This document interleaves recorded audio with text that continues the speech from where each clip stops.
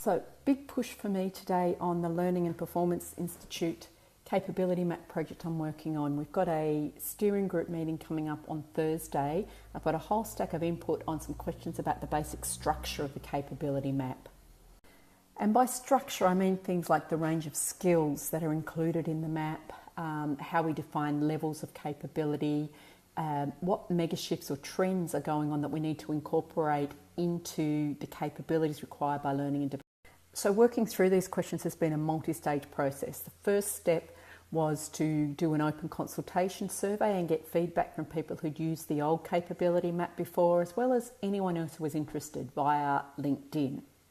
Step 2 was to summarise some of those big picture questions about structure and trends in the environment that we need to encapsulate, and pose some questions out to steering group members to respond to.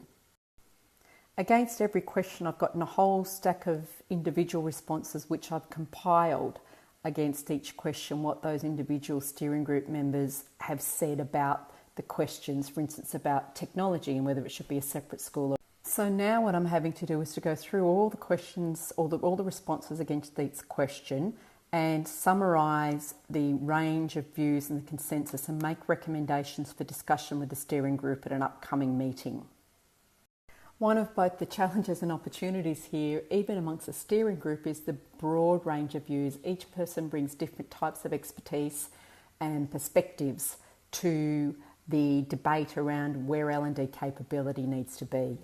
And of course, as a group, we have to make some calls about what's the current state of learning and development, what's emerging, and what do we need to keep an eye on for future iterations. Now, I thought I was fairly up to date with what was going on with learning and development and where we're heading as a profession, but I've got to say, a couple of the pieces of input, or a couple of members of the steering group have got this vision that is well ahead of mine, and it's kind of opening me up.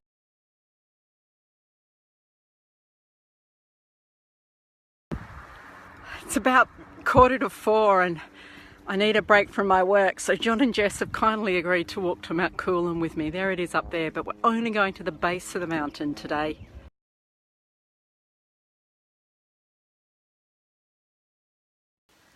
So after doing all the detailed analysis, I came up with a modified list of skills which I put into some fairly high level buckets. The buckets aren't so important at the moment as a list of skills.